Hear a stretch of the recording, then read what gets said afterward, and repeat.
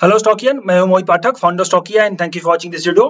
और अगर आप इस वीडियो के माध्यम से मेरे चैनल से पहली बार जुड़ रहे हैं तो चैनल को जरूर सब्सक्राइब कर लीजिएगा, बेल आइकन को भी जरूर दबा दीजिए ताकि नई वीडियो की नोटिफिकेशन आपको हमेशा मिलती रहे। मैं आपके लिए हर वीक में वीकली एनालिसिस करता हूं और अभी मैं एनालिसिस करने वाला हूं अगले वीक के लिए, जो कि हमारा मई मंथ का लास्ट वीक होगा। शुरू होगा 22 मई से और 26 मई को खत्म होगा। ओके, 25 मई को हमारी एक्सपायरी है बट 26 मई को हमारा वीक खत्म होगा। तो हम पूरी वीक की प्लानिंग करते हैं जिसमें हम सब ये डिस्कस करते हैं कि निफ्टी बैंक निफ्टी किस तरीके से ट्रेड हो सकता है, पूरा मार्केट का क्या सेंटीमेंट रह सकता है, हमें किस स्टॉक किस सेक्टर में फोकस करना चाहिए। ओवरऑल मार्केट को हम ज्यादा फोकस करते हैं, दैट मींस निफ्टी। ओके, और ये सब करने के लिए मैं आपके लिए वीकली एनालिसिस में हमेशा, आपको पता होगा मेरा फॉर्मेट, डेटा, ग्लोबल क्यूज और चार्ट, इन सब की एनालिसिस करता हूं। और लकीली अगर हम देखें तो हम जब से ये मैंने वीकली एनालिसिस सीरीज शुरू कर दी है उसमें लगभग 90% प्लस से भी ज्यादा की लगभग एक्यूरेसी रही है। मार्केट उसी हिसाब से परफॉर्म करता है। रीजन, क्योंकि हम अच्छे से ईमानदारी से एनालिसिस करते हैं। और अगर आप पहली बार जुड़ रहे हो तो इसको जरूर देखा करिए। क्यों? क्योंकि इसको देखने से आपको एक कॉन्सेप्ट क्लियर होगा वो मार्केट में व्यू क्या है। देखो यहाँ पे जैसे अगले वीक के लिए हमारा व्यू था मार्केट कंफ्यूज है, यहाँ पे देखना वीक क्लास मार्केट कंफ्यूज, तो ये सब चीजें आपको क्लियर होगी। ओके, और मैं अभी डिस्कस करने वाला हूँ क्या क्या हम अगले वीक में कर सकते हैं और हमने इस वीक के लिए जो प्लानिंग करा था उसमें से क्या सही हुआ क्या गलत हुआ, हम सब उस पर चलते हैं। बट आगे बढ़ने से पहले कुछ इन्फॉर्मेशन है, जैसे कि आप ये जो हमारी वीडियोस बनते हैं ये एक दिन पहले बनते हैं, तो आप एक्चुअली क्या करो, लाइव मार्केट में जो अपडेट होती है ना वो मैं आपको लाइव मार्केट में अपडेट देता हूँ मार्केट के हिसाब से। तो आप मेरे टेलीग्राम चैनल को जरूर ज्वाइन करके रखो। इससे क्या होगा कि जो मैं यहाँ पे अपडेट देता हूँ, जैसे मैंने बताया कि कल आपको बाई करना है सेल करना है जो भी चीजें हैं, बट अगले दिन कुछ अलग हो रहा है तो उस टाइम पे मैं लेवल्स आपको देता हूँ, जैसे कि यहाँ पे मैं आपको अपडेट करता हूँ। क्लियर? तो ये सब चीजें जो है कि आप पाने के लिए, ओके, ये सब चीजें देखिए जो अच्छे खासे यहाँ पे प्रॉफिट होता है, आपको डायरेक्शन क्लियर कर दिया जाता है। तो वो सब अगर आपको नॉलेज और ये सब चीजें समझनी है तो आप जो मेरे टेलीग्राम चैनल उसको जरूर ज्वाइन कर रखें। इसके लिंक मैंने इसी वीडियो के कमेंट बॉक्स में दे रखी है, डिस्क्रिप्शन बॉक्स में भी है। और अगर लिंक ना काम करे, कोई प्रॉब्लम से ज्वाइन ना कर सको, तो simply Stockia invest without space search करिएगा टेलीग्राम में और ज्वाइन कर लीजिएगा। फिर भी अगर प्रॉब्लम हो तो इस नंबर पे व्हाट्सएप कर सकते हैं। और हाँ, इस वीडियो के कमेंट बॉक्स में मेरे फ्री ग्रुप, व्हाट्सएप ग्रुप का लिंक है, तो आप जाकर के जरूर ज्वाइन करो, वहाँ पे काफी अपडेट्स मिलती रहती हैं। तो चलिए हम शुरू करते हैं अगले वीक के लिए। तो सबसे पहले हम ये डिस्कस कर लेते हैं हमने प्लानिंग क्या करी थी। तो हमारा जो प्लानिंग था वो 17,970 का हमारा स्टॉप लॉस था, मतलब नीचे की तरफ सपोर्ट था। भाई उसके नीचे मार्केट जाएगा तो बेरिश हो जाएगा, जो कि हमारा सपोर्ट नहीं टूटा और मार्केट उसी के ऊपर क्लोज हुआ। ओके, अगर हम इस वीक की बात कर लें तो निफ्टी की बात करें, यहाँ पे मार्केट में कैसा चला, तो जो मार्केट था वो ओपन हुआ था 18,300 पे। ये मैं कैश के लेवल दे दूं, फ्यूचर के लेवल की जरूरत नहीं है, कैश के लेवल्स यहाँ पे दे दो। तो कैश के लेवल्स अगर मैं देखूं तो 18,339 पे आपका मार्केट ओपन हुआ था और नेगेटिव क्लोज हुआ है, नेगेटिव क्लोज हुआ है 18,203 पे। ओके, तो लगभग आपका मार्केट जो है यहाँ पे नीचे क्लोज हुआ है और यही हमारा बायस भी था। हमारा बायस था नेगेटिव, मतलब मार्केट कंफ्यूज था, बट हमने जब डेटा एनालिसिस करी थी तो वहां पे हमारा बायस जो था वो नेगेटिव था। सेल और राइस का हमारा बायस हमेशा था। आपको अगर पूरा वीडियो याद हो तो आपको बताएगा, अभी मैं यहाँ पे दिखाने वाला हूँ तो आपको क्लियर कट याद होगा सिंपली। अब हम आगे चलते हैं। हमारा जो सपोर्ट था वो 17,970 का था, जो कि नहीं टूटा, और 18,500 का हमारा रेजिस्टेंस था, जो कि नहीं टूटा, और मार्केट उसी के बीच में रहा। ओवरऑल अगर हम देखें तो नेगेटिव प्लस साइडवेज, अगर हम पिछले वीक से कंपेयर करें तो मार्केट आपका नेगेटिव टू साइडवेज क्लोज हुआ है, जो कि क्लियर था कि मार्केट कंफ्यूज है, मार्केट को कुछ समझ में नहीं आ रहा है। ओके, बट ये जो अगला वीक है, अगले वीक में काफी चीजें हैं यहाँ पे मैं आपके साथ डिस्कस करने वाला हूँ। बहुत सी चीजें हैं, तो वीडियो में जरूर बने रहो और इसको अच्छे से समझो और फिर इसके हिसाब से प्लानिंग करो। समझ गए? क्योंकि आपको जब प्लानिंग करोगे तभी आप सही तरीके से ट्रेड कर सकते हो। ओके, चलिए, तो ये हमारा सपोर्ट रेजिस्टेंस था। और दूसरी चीज आप देखो, ये मैंने पिछले वीक का जो यहाँ पे मैंने अपना ओपन कर रखा है, यहाँ पे देखो कितने अच्छे से लेवल मैच होते हैं। लेवल्स देखो आप, खाली लेवल्स में आप, ये मैं फ्यूचर्स का लेवल आपको दिखाऊंगा क्योंकि ये फ्यूचर्स के लेवल में वहां पे मैंने डिस्कस किए थे। तो फ्यूचर्स के लेवल्स खाली देखो आप, मतलब अब मैं इसको 60 मिनट में कर दूं तो सिर्फ लेवल्स देखो आप, कितने अच्छे से कितने खूबसूरती से लेवल्स मैच हो रहे हैं। मतलब आप इसको समझो, इसके ऊपर हमें बाई करना था, यहाँ पे देखिए ऊपर गया मार्केट आपका, यहाँ पे लगभग आपको ऑल द वे सीधे सीधे 60-70 पॉइंट का मूवमेंट मिला। ओके, और उसके बाद अगर हम देखें तो नीचे हमारा, इसके नीचे सेलिंग करना था, यहाँ पे नीचे आना था, यहाँ पे बाई द डिप करना था। देखिए इसके नीचे गया तो आपका ये नीचे जाकर के फिर से सेल और राइज में आ गया, फिर उसके बाद बाई द डिप आ गया। तो कंटिन्यू ये तो हमारा बाई द डिप का लेवल था। तो ये परफेक्ट आप देख रहे हो कितने अच्छे से खूबसूरती से लेवल्स काम करते हैं। और इसको आप, ये तो वीकली एनालिसिस होती है, बाकी मैं आपके साथ डेली प्री मार्केट का भी देता हूँ जिसमें एग्जैक्ट लेवल्स होते हैं, तो वो सब आप जरूर देखा करिए। नए हैं तो जरूर लाइक करके रखिए वीडियो को, और जो है कि सब्सक्राइब करके रखिए चैनल को, और बेल आइकन को दबा के रखिए ताकि आपको ये नोटिफिकेशन मिलती रहे। ओके, तो चलिए हम शुरू करते हैं अगले वीक के लिए। और सबसे पहले मेरा फॉर्मेट आपको पता है कि भाई मार्केट में ये क्या हुआ, भाई मार्केट ऐसा क्यों परफॉर्म किया, मार्केट ऊपर क्यों नहीं जा पाया, नीचे क्यों रहा। तो देखो आप लोगों को याद होगा मैं डॉलर इंडेक्स आपके साथ डिस्कस करता हूं, तो डॉलर इंडेक्स अगर हम देखें यहाँ पे, तो हमने ये क्लियर कट वहां पे देखा था कि डॉलर इंडेक्स जो है यहाँ पे जब था, आप लोगों को याद होगा यहाँ पे जब था डॉलर इंडेक्स, यहाँ पे जब सपोर्ट पे आया था, तो हमने ये मई सीरीज में स्टार्टिंग में किए थे कि भाई यहाँ से हो सकता है बाउंस बैक लेकर के ऊपर जाए। अच्छा, मेरे वीकली एनालिसिस देखने से दो फायदे आपको मिलेंगे, क्योंकि डॉलर में भी मैं डिस्कस करता हूँ आपके साथ, तो आप अगर करेंसी ट्रेड करते हो तो वहां पे आपको मजा आ जाएगा। सिंपली देखो कितनी, यहाँ पे हमने डिस्कस किया था कि अगर ये ऊपर चला गया, मतलब इसके ऊपर चला जाएगा तो ऊपर निकल जाएगा, फिर इसके ऊपर जाएगा तो और ऊपर जाएगा, इसके ऊपर जाएगा तो और ऊपर जाएगा। तो ये देखो कितने अच्छे से लेवल्स मैच हो रहे हैं। तो अगर आप डॉलर में ट्रेड करते हो, करेंसी में ट्रेड करते हो, तो यहाँ पे आपके लिए बढ़िया बात है। लेकिन अगर आप इसको देख करके अपने मार्केट को ट्रेड करते हो तो वो भी बहुत अच्छी बात है, क्योंकि इससे हमारे मार्केट का एक तरीके से जजमेंट मिल जाता है कि मार्केट हमारा कैसा रहने वाला है। अच्छा, अब आप अगर नए हो तो आपको ये पता नहीं होगा कि ये कैसे काम करता है। तो देखो डॉलर इंडेक्स जो है, मैं सिंपली बेसिक अभी बता दे रहा हूँ, इसके ऊपर मैंने एक पूरा अच्छा सा वीडियो बना रखा है। आप सिंपली अगर ग्लोबल सर्च करेंगे तो ग्लोबल आपको मिल जाएगा, GLOBAL, ये क्या आ रहा है भैया, आप अगर ग्लोबल सर्च करोगे तो ये देखो ग्लोबल सेंटीमेंट क्या होता है, कैसे काम करता है, तो इसको आप जरूर देखिए। क्लियर। और अगर नहीं फिर भी ना मिल पाए तो आप इस नंबर पर व्हाट्सएप कर देंगे तो आपको लिंक भेज दी जाएगी। तो देखिए सिंपली इसका कारण क्या है, देखो अगर जो डॉलर इंडेक्स है ना, ये हमारे मार्केट का दुश्मन है। अगर डॉलर इंडेक्स ऊपर जाएगा तो हमारा मार्केट नीचे जाएगा, या फिर साइडवेज रहेगा, दोनों चीजें होती हैं। ओके, मतलब बहुत ऊपर नहीं जाएगा तो साइडवेज हो जाएगा, और अगर डॉलर इंडेक्स नीचे जाएगा तो हमारा मार्केट ऊपर जाएगा, या फिर बहुत ज्यादा नहीं गिरेगा तो साइडवेज हो जाएगा। ओके, अभी के केस में क्या हो रहा है, अभी के केस में हो रहा है कि हमने यहाँ पे डिस्कस किया था कि भाई डॉलर इंडेक्स आपका ऊपर जाएगा। ओके, वहां से डॉलर इंडेक्स ऊपर जाएगा तो हमारा मार्केट जो है नेगेटिव रहेगा या फिर साइडवेज हो जाएगा। तो हमारा मार्केट देखो बहुत ज्यादा गिरा तो नहीं है, क्यों, क्योंकि हमारे यहाँ पे बाइंग हो रखी है। अभी मैं उस पे उसको भी डिस्कस करूंगा, बाइंग हो रखी है, लेकिन फिर भी मार्केट हमारा साइडवेज रहा, अल्टीमेटली कंफ्यूज है। तो ये आपको ऐसे पता चलेगा जब आप वीकली एनालिसिस अच्छे से देखोगे, इन सब चीजों को नोट करके रखोगे, तो आपको पता होगा कि ये कैसे काम करता है। सिंपल देखो ये क्लियर कट, आप अगर पिछली एनालिसिस देखोगे, ये पिछली वाली देखेगा, उसके बाद ये वाला देखेगा, तो आपको एकदम क्लियर कट समझ में आ जाएगा कि मार्केट में यहाँ पे देखिए फ्रेश शॉर्ट पोजीशन पे हमने डिस्कस किया था, ये देखिए weekly analysis fresh short position. तो ये सब पॉइंट है कि आप अच्छे से जब देखोगे, समझोगे चीजों को, तो समझ में आएगा आपको भी। और अगर नए हो तो आप ये सब चीजें अगर फिर भी नहीं समझ में आती, तो हर महीने मेरी नई बैचेस चलती रहती हैं। जो फिलहाल मई बैच है वो चालू हो चुकी है, एक क्लास हो चुकी है। फिर भी आप अगर ज्वाइन करना चाहो तो कल तक ज्वाइन कर सकते हो, कल यानी मंडे शाम तक, बट उसके बाद फिर इसमें एक्सेस नहीं मिलेगी। तो उसके बाद जून बैच जो होगी उसको आप ज्वाइन कर सकते हो, वो भी 20 जून से ही चालू होगी। उसके लिए आप ये वीडियो देखिए, पूरा उसमें डिटेल दे रखी है मैंने, आप अगर अच्छा लगे तो ज्वाइन करिएगा। ये सब चीजें मैं वहाँ पे सिखाता हूँ, जिससे आप मार्केट को पूरा अच्छे तरीके से गेस कर सकते हो। और देखो ये सब चीज कहीं चार्ट वार्ट में नहीं समझ में आएगा, ये सब जब आपको इसका पूरा नॉलेज होगा तो आप यहीं से गेस कर पाओगे कि हाँ मार्केट मेरा अच्छा ऊपर जाने वाला है कि नहीं जाने वाला, मुझे किस तरीके से ट्रेड करना चाहिए।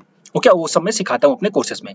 सो चलिए अब सिंपल यहाँ पे देखते हैं कि भाई अब तो ये ऊपर आ चुका है। हमने यहाँ पे जब आया था तो हमारा प्लानिंग था भाई हो सकता है रेजिस्टेंस ले ले, बट अगर ऊपर चला गया तो फिर नेगेटिव। अब ये पूरा क्लियर कट बुलिश हो रखा है, लेकिन इसको हम अगर एक तरीके से और देखें तो जो है वो ये है कि इसका जो मेन ट्रेंड है वो नेगेटिव ही है। ओके, जो इसका मेन ट्रेंड है वो अभी भी नेगेटिव ट्रेंड में है, और ये जस्ट एक अब जो है कि हालांकि यहाँ से सपोर्ट लेकर के इसने एक बेस फॉर्मेशन किया है, बेस फॉर्म करने के बाद ये ऊपर जा रहा है, तो ये थोड़ा ऊपर आने की पॉसिबिलिटी है। तो इसका जो टारगेट होगा वो 105 का बनेगा, थोड़ा सा भी ऊपर नीचे करके बनेगा आने वाले कुछ हफ्तों में, महीनों में। तो ये टारगेट 105 का बनेगा।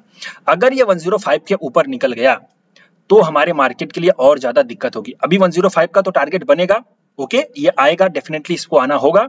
लेकिन अगर 105 के ऊपर भी सस्टेन कर गया तो समझो हमारे मार्केट के लिए फिर एकदम से दिक्कत वाली बात हो जाएगी। फिर हम उसमें शॉर्ट टर्म की जो बुलिश ट्रेडिंग में अभी मैंने आपको बताई थी, मार्च से हम सब अभी भी करते आ रहे हैं।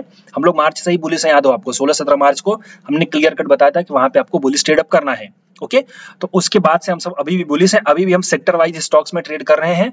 बट अल्टीमेटली अगर ये हो गया तो हमें शॉर्ट टर्म ट्रेडिंग बंद करनी पड़ेगी, मोमेंटम ट्रेडिंग।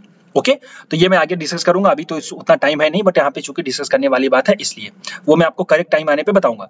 सो अभी के लिए क्या यहाँ पे समझ आ रहा है कि अभी के लिए ये थोड़ा सा बुलिश है, तो हमारा मार्केट उतना ज्यादा परफॉर्म नहीं कर सकता, यानी कि बहुत ज्यादा गिरेगा भी नहीं, क्योंकि हमारे अपने खुद की चीजें अच्छी हैं तो हम ज्यादा गिरेंगे नहीं, लेकिन हाँ हम ज्यादा बढ़ेंगे भी नहीं, ये भी मान के चलिए। तो हम आने वाले कुछ 10-15 दिनों का 1-2 हफ्तों तक हम अभी साइडवेज का ही प्लान करेंगे, और हमारा जो बायस होगा वो थोड़ा सा नेगेटिव साइड में होगा।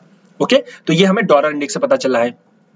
अब आगे अगर यूएस के 10 ईयर के बॉन्ड यील्ड को देखें तो बॉन्ड यील्ड भी वही सारा कर रहा है भैया, ये भी सपोर्ट लेकर के, और इसको भी मैंने डिस्कस किया था कि अगर ये भी सपोर्ट लेकर के ऊपर जाएगा तो ये भी आपका समझो, अब तो इसने अच्छा खासा ब्रेकआउट भी दे रखा है, तो इसका क्लियर कट पहला टारगेट निकल के आ रहा है 4 रुपए का, मतलब 4% का ये परसेंटेज टर्म में होता है, तो ये इसको ऊपर आना पड़ेगा। तो डॉलर इंडेक्स और ये जो यूएस का 10 ईयर बॉन्ड यील्ड है ये दोनों ऊपर जा रहे हैं, तो हमारा मार्केट ऊपर चढ़ने में उसको दिक्कत होगी, ये है, मतलब इसको आप मान के चलो, बहुत ज्यादा गिरेगा भी नहीं, अल्टीमेटली इसको यहाँ से मार्केट को हमारे गिरना चाहिए, लेकिन अगर गिरेगा नहीं, क्योंकि हमारी चीजें अच्छी हैं, मैं आपको अभी एक्सप्लेन करूंगा कि क्यों नहीं गिरेंगे ज्यादा, और अगर नहीं गिरेंगे तो ज्यादा बढ़ेंगे भी नहीं, ये मान के आप चलिए। ओके, और आप लोग अगर मुझे फॉलो कर रहे हो तो ये सबका वैल्यू आपको पता होगा कि ये कितने अच्छे से काम करता है, और इसके हिसाब से आप कैसे इतने अच्छे से ट्रेडिंग करके मार्केट को गेस कर सकते हो।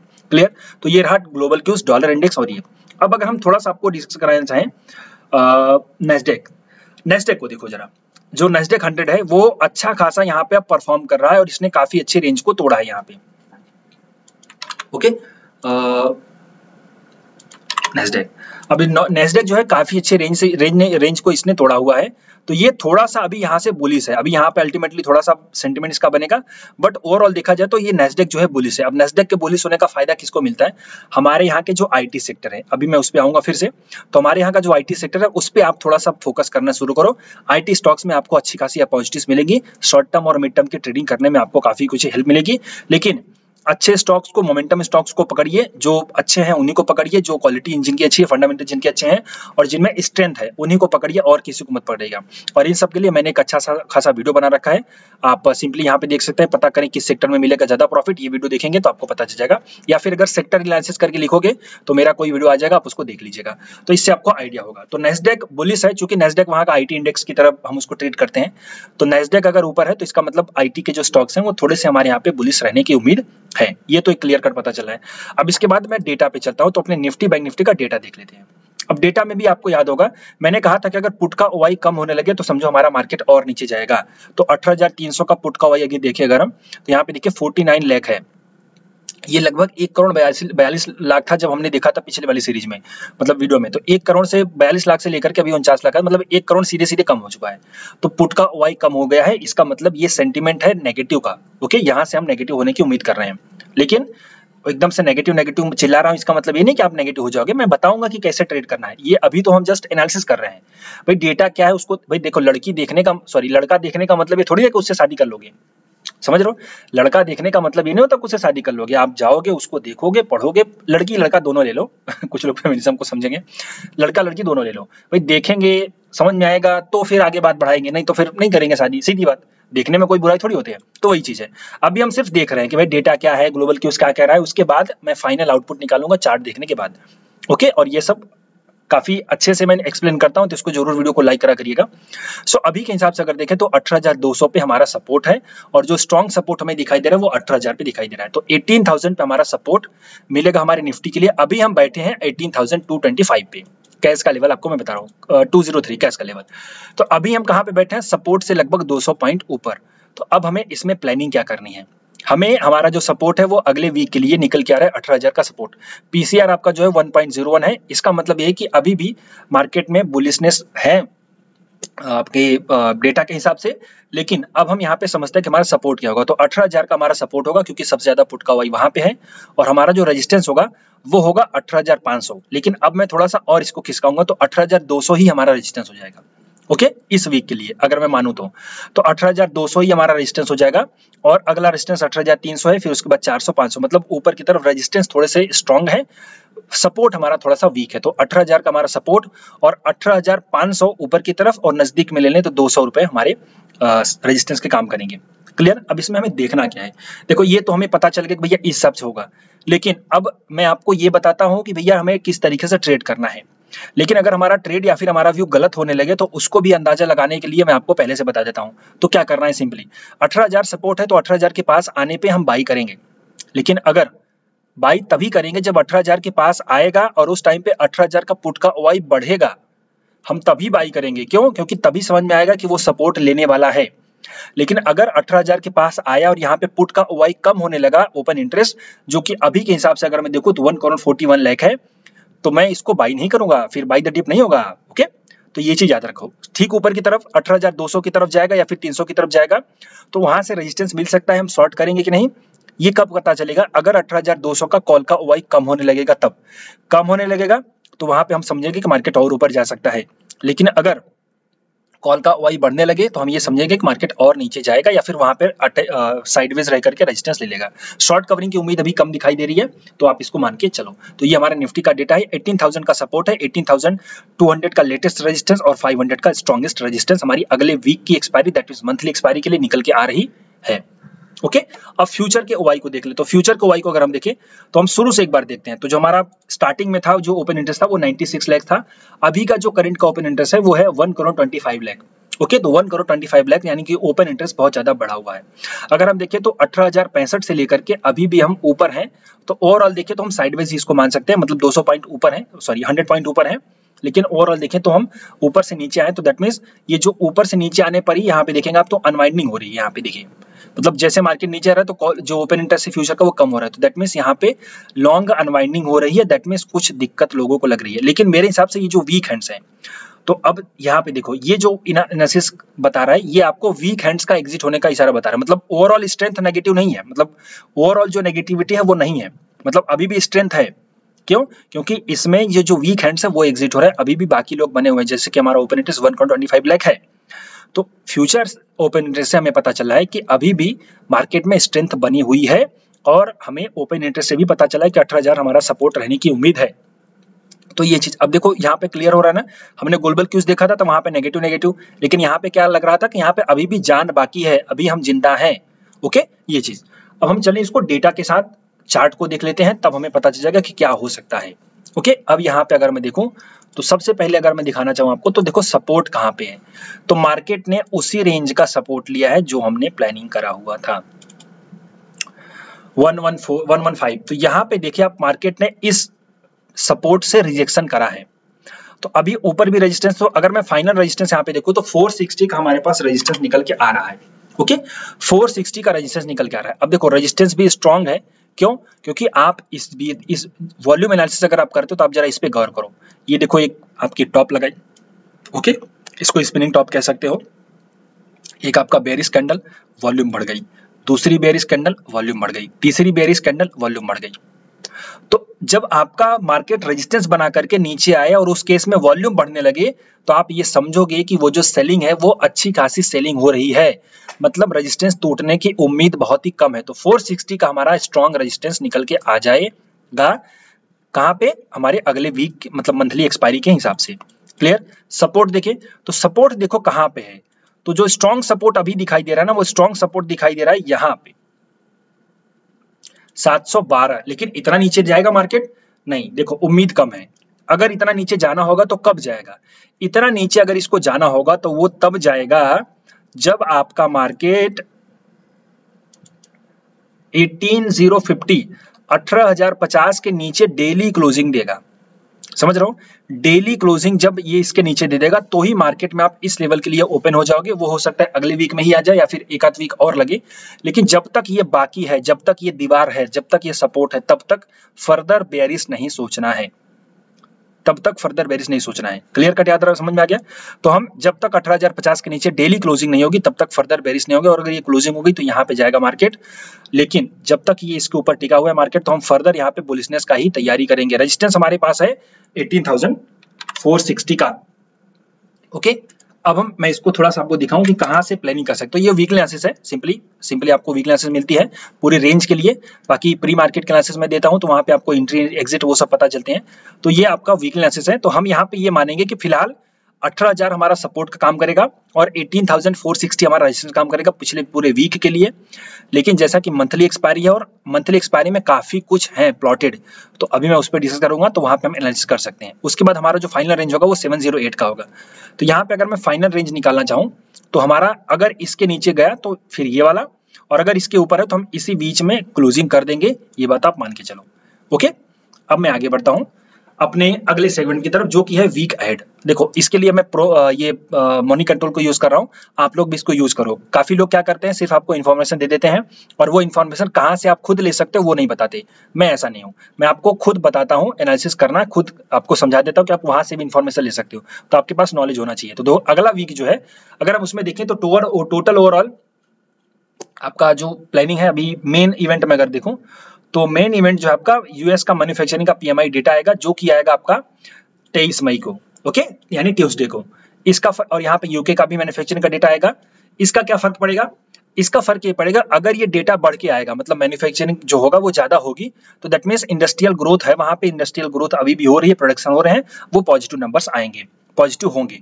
लेकिन अगर वो कम घट के आए तो हो सकता है नेगेटिव। यहाँ पे ठीक उसी के लिए भी यूएस का मैन्युफैक्चरिंग डेटा बेसिकली वहां पे जो इंडस्ट्रीज है कितना ज्यादा प्रोडक्शन हो रहा है, प्रोडक्शन अच्छा खासा होगा तो वो चीज जो है कि अच्छी होगी, ओके। अब यहाँ पे चलें वेडनेसडे को, तो वेडनेसडे का इन्फ्लेशन, यूके इन्फ्लेशन रेट आएगा जो कि उसका खास फर्क नहीं पड़ेगा, ये बहुत जरूरी है। यूएस एफओएमसी ये जो आपका आएगा ये 24 मई को आएगा, दैट इज एक्सपायरी के एक दिन पहले। अच्छा, मुझे एक चीज नहीं समझ आती कि इन लोगों का हमेशा एक्सपायरी के टाइम पर ही ऐसा इवेंट क्यों होता है, मुझे ये समझ में नहीं आया। भाई तुम थोड़ा आगे पीछे करो ना यार, मतलब मेन एक तो हमारा वैसे ही मार्केट में माइंड कंफ्यूज रहता है कि यार क्या करें क्या करें क्या करें, ऊपर से आप लोग इसको इवेंट बना के बैठ जाते हो। तो एक तो वैसे भी मंथली एक्सपायरी है, आप लोगों को पता है, मंथली एक्सपायरी में वैसे बाय डिफॉल्ट वहां पे वॉलिटिलिटी बहुत ज्यादा रहती है और उसमें आप लोग लेके आ जाते हो इसको, ओके। तो ये खैर ठीक है, चलता रहेगा, हमारा काम है सही तरीके से ट्रेड करना। तो जो एफओएमसी मीटिंग आएंगी वो आएंगी लगभग आपके 24 मई को, नहीं कहाँ गया, हाँ 24 मई को। तो आप इसको जो है कि थोड़ा सा ध्यान से रखिएगा। हाँ, अगर ये बढ़ के आता है तो थोड़ा सा मार्केट को पता है कि हाँ ये बढ़ेगा जरूर उतना, लेकिन बहुत ज्यादा बढ़ के आएगा तो फिर नेगेटिव होगा। और अगर समझो कि आपका लेट से अगर वो फ्लैट रहा, नहीं बढ़ाने का तो सवाल ही पैदा होता, बढ़ाएंगे जरूर, लेकिन अगर बढ़ाएंगे तो 25 बेसिस पॉइंट बढ़ाएंगे तो ठीक, लेकिन अगर 50 बेसिस पॉइंट बढ़ा दिया तो फिर वो दिक्कत वाली बात होगी, ओके। तो ये सब आप इसको याद रखिए, ये लेवल्स हैं। तो 24 तारीख को इवेंट है, आप उसको ध्यान रखिएगा। जो अगला वीक है पूरा इवेंट फुल है, काफी चीजें निकल के आएंगी, तो आप थोड़ा सा यहाँ पे प्लानिंग करके ये चलो कि आपकी वॉलिटिलिटी बहुत ज्यादा रहने वाली है। तो वॉलिटिलिटी मतलब मार्केट आपका ऊपर नीचे करेगा, तो वॉलिटिलिटी को लेकर के ट्रेड करो, स्टॉप लॉस लगा के ट्रेड करो और छोटे छोटे टारगेट्स लेना सीखो अगले पूरे वीक में, ओके। देन उसके बाद हम सब क्लियर करेंगे कि मार्केट हमारा कहाँ जाएगा। अभी के हिसाब से अगर मैं फाइनल कंक्लूजन लूं तो फाइनल कंक्लूजन जो निकल के आ रहा है वो भी मिक्स निकल के आ रहा है। दैट मींस डेटा भी है, इवेंट भी है। डेटा आपका बुलिश बता रहा है, प्राइस एक्शन थोड़ा सा नेगेटिव बता रहा है, मतलब डेटा अभी भी ये बेरिश नहीं बता रहा है, ओके। प्राइस एक्शन आपका बेरिश हो चुका है, बट अल्टीमेटली अगर हम देखेंगे तो मैं इसको वॉलिटिलिटी टू साइडवेज का फिर से नाम दे दूंगा। ये आपको पता होगा, मैं पिछले 2 वीक से यही कर रहा हूँ, वॉलिटिलिटी टू साइडवेज। मार्केट अभी भी नहीं पता है मार्केट कहाँ जाएगा, market is little still confuse. तो आप जो है कि अगले वीक के लिए जो लेवल्स मैंने दिया है उस लेवल्स को याद रख करके ट्रेड करोगे। और प्री मार्केट क्लासेस में अगले दिन निफ्टी बैंक निफ्टी में देता ही रहता हूं, तो आप उसको भी याद रखोगे। सो मार्केट में आपका जो सिंपली बनेगा वो वॉलिटिलिटी बनेगी, तो मार्केट में 200-300 पॉइंट के ऊपर नीचे की रैली आपको दिखेगी, गैप अप गैप डाउन काफी होते हुए दिखेंगे, तो आप उसके लिए प्लानिंग रखिएगा। और हर दिन प्री मार्केट के वीडियोस जरूर देखिए, क्योंकि उसमें एग्जैक्ट निफ्टी बैंक निफ्टी का लेवल्स देता हूं अगले दिन के लिए। प्लस अब रही बात निफ्टी के आईटी इंडेक्स की, तो चलो उसको भी देख लेते हैं। ये वाला अब निफ्टी के आईटी इंडेक्स की अगर बात करूं कि भैया आईटी इंडेक्स में हमें क्यों पैसा लगाना चाहिए, तो आईटी इंडेक्स अभी भी देखें अगर, तो ये इस सपोर्ट, वीकली सपोर्ट की बात मैं कर रहा हूं, वीकली सपोर्ट से ये यहाँ पे एक हैमर कैंडल बना करके इसको फिर ऊपर लेके जा रहा है और यहाँ पे ऊपर जाने का प्रयास कर रहा है। हालांकि एक यहाँ पे फिर से रेजिस्टेंस सेलिंग एरिया है, मतलब सप्लाई जोन है, लेकिन अगर इसको ये निकाल दे, ओके, जो कि हमारा यहाँ पे मान लो वीकली वाले में अगले वीक में लगभग आ जाए 29,050, अगर ये 29,050 को निकाल दे तो फिर फर्दर ये 32,000 के लिए तैयार हो जाएगा। तो हम आईटी इंडेक्स में पैसा लगा सकते हैं बहुत अच्छे तरीके से, मतलब शॉर्ट टर्म मोमेंटम ट्रेडिंग कर सकते हैं। इससे क्या होगा, अगर मार्केट गिरेगा भी फिर भी वो स्टॉक रिलेटिवली स्ट्रांग रहेंगे, आप इसको मान के चलो, मतलब वो लोग स्टॉक जल्दी गिरेंगे नहीं, तो वहां पे आप ट्रेडिंग कर सकते हो। तो अभी जो आपका शिफ्ट होना चाहिए वो थोड़ा सा आईटी इंडेक्स में होना चाहिए, जो चार्ट में हमें दिखाई दे रहा है, मतलब सपोर्ट से हैमर बना करके ऊपर जा रहा है मार्केट, कंटिन्यू 4 हफ्ते से लगभग ऊपर है, ओके। डेली वाले में अगर मैं दिखाना चाहूँ तो डेली वाले में ये जो गैप है, इसी गैप का थोड़ा सा मुझे डाउट है, हालांकि फुलफिल हो जाएगा, कोई दिक्कत नहीं, क्योंकि इसको एक बार यहाँ पे इसने तोड़ दिया, तो आई थिंक अगर मैं देखूं तो तोड़ दिया, देन उसके बाद इसने एक अच्छा सा यहाँ पे अगर मैं दिखाऊं तो ये एक बहुत ही अच्छी कैंडलस्टिक पैटर्न बनी है, ओके। ये मतलब बुलिशनेस का ही इशारा है। तो आप सिंपली आईटी इंडेक्स में बाई करने का प्रयास करो। अब आईटी इंडेक्स में आप अगर बाई करोगे, मैं एक वीडियो इसके ऊपर स्पेशल बना दूंगा, बट सिंपली आप जो आईटी के अच्छे स्टॉक्स हैं उन पे फोकस करो और उनमें शॉर्ट टर्म ट्रेडिंग का प्लान बनाओ और वहां पे ट्रेड करो, लेकिन वो सब अपनी एनालिसिस करके करना, मेरे कहने पे मत करना। मैं सिर्फ आपको इशारा दे रहा हूँ, हिंट दे रहा हूँ, व्यू दे रहा हूँ, ओके। अगर ये पूरी की पूरी एनालिसिस अच्छी लगी हो, मैं फाइनल कंक्लूजन करता हूँ, मार्केट आपका जो है वो जो व्यू है डेटा के हिसाब से वो थोड़ा सा बेरिश लग रहा है। ओके, मतलब बेरिश उतना भी ज्यादा बेरिश नहीं है, प्राइस सेशन के हिसाब से भी आपका बेरिश है, और इवेंट्स हैं तो मार्केट आपका मैं टोटली फिर से वॉलेटाइल रखूंगा, 100-200 पॉइंट 300 पॉइंट ऊपर नीचे होगा।